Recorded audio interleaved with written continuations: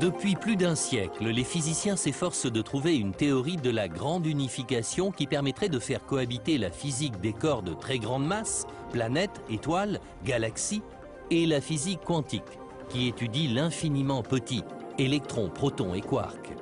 Les différentes théories émises mettent en lumière certains phénomènes particulièrement destructeurs. C'est notamment le cas de l'antimatière. La notion d'antimatière a été avancée dans les années 1920 avant que son existence ne soit détectée dans les années 30. Aujourd'hui, grâce aux grands collisionneurs de particules, nous pouvons créer de l'antimatière. L'ingrédient de base pour déclencher une explosion d'une force inégalable.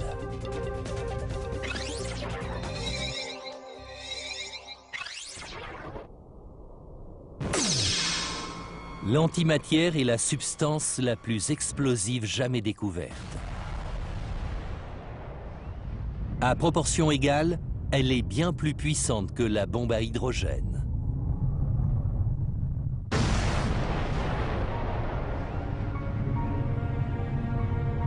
Mais l'antimatière n'est pas simple à fabriquer.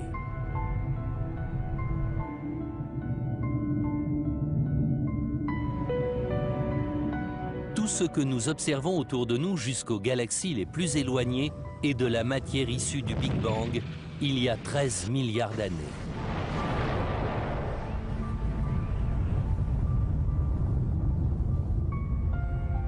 Mais cette explosion primordiale a également engendré de l'antimatière. Matière et antimatière ont l'air similaires. En réalité, elles sont diamétralement opposées. Lorsque les deux sont présentes, leurs particules s'annihilent. Le cosmologue Lawrence Krauss. Pour chaque particule présente dans la nature, il existe une antiparticule de masse égale et de charge électrique opposée. Lorsque ces particules sont en présence l'une de l'autre, elles s'annihilent et produisent un rayonnement.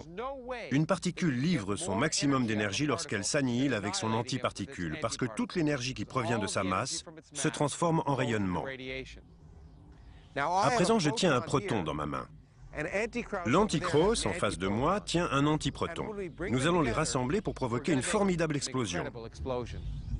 Annihilation.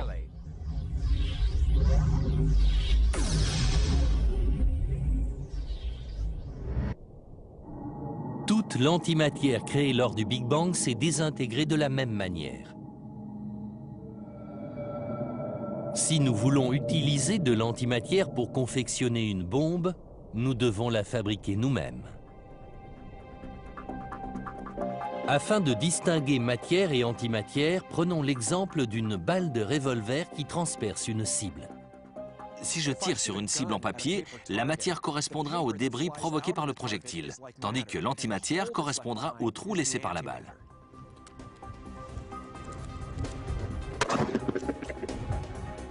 Il faut de l'énergie pour créer une paire de particules de matière et d'antimatière.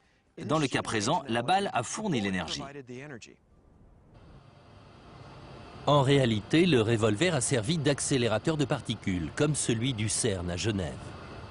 Ce dispositif le plus important du monde ne se contente pas de créer des trous noirs en parallèle de son activité principale. Les collisions qu'il effectue à des vitesses proches de celles de la lumière font également apparaître de l'antimatière. Si ces particules atteignent une vitesse assez élevée, lorsqu'elles entrent en collision avec une particule de matière, il arrive qu'elles dégagent une énergie suffisante pour créer une nouvelle particule d'antimatière, c'est-à-dire une antiparticule. Le vaste complexe du CERN est entièrement enfoui sous la surface. Les détecteurs de particules ont les dimensions d'un immeuble de plusieurs étages. Tout ce dispositif est destiné à renseigner les scientifiques sur des particules qui ont cessé d'exister quelques microsecondes après le Big Bang.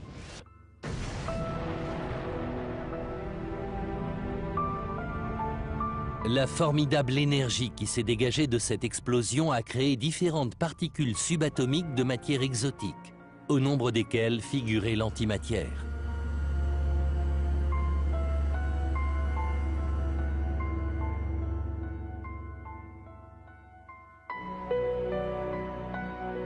L'univers tel que nous l'observons aujourd'hui est constitué de la matière qui a subsisté après la disparition de l'antimatière. Les accélérateurs de particules sont donc l'unique moyen de fabriquer de l'antimatière.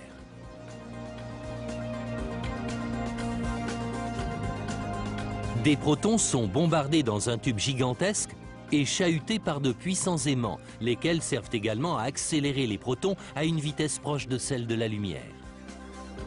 Les faisceaux percutent ensuite un bloc de métal. Pour chaque million de protons qui entrent en collision, on obtient un antiproton.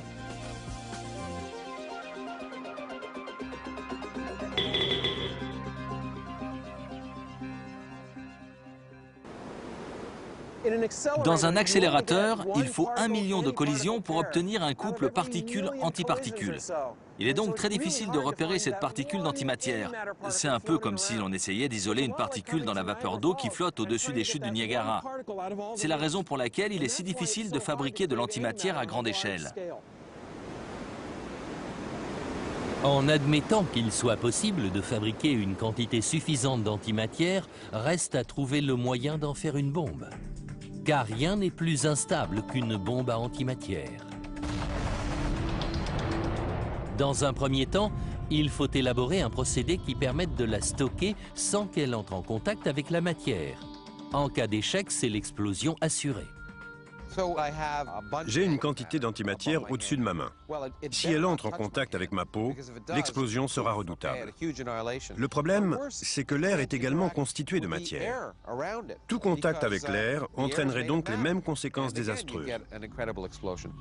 Pour étudier l'antimatière, les chercheurs doivent donc utiliser un réceptacle spécial, ce que les scientifiques appellent un piège de Penning. De puissants aimants maintiennent l'antimatière en suspension dans un espace vide. Pour